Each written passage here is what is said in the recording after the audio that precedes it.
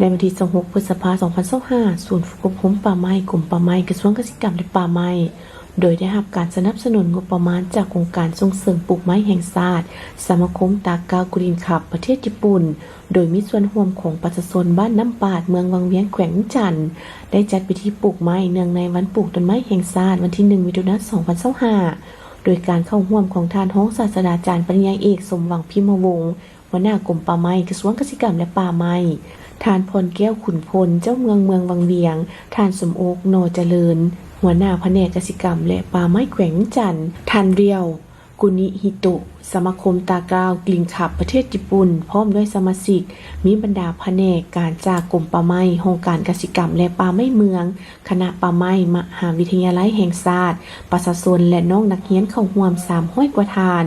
ในพิธีทานสมสมุทรมีไซสมบูรณ์รักษาการหัวหน้าศูนย์ฝึกอบรมป่าไม้ได้รายงานให้รู้ว่านับแต่ปี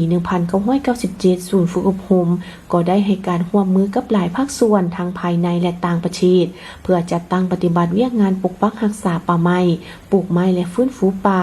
ในเขตบ้านเป้าหมายของ2 เมืองคือเมืองวังเวียงและเมืองหินเหิบแขวงจันทน์ผ่านมาปลูกไม้ทั้งหมด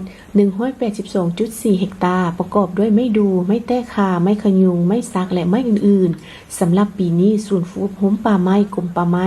แขนงการปีนอ้อมกระทรวงเกษตรกรรมและป่าไม้และองค์การตากาวกลิ่นขับประเทศญี่ปุ่นพร้อมด้วยประชาชนและน้องๆนักเรียนแม้นจะได้ร่วมกันปลูกต้นไม้ทั้งหมด 2,000 กว่าเบี้ย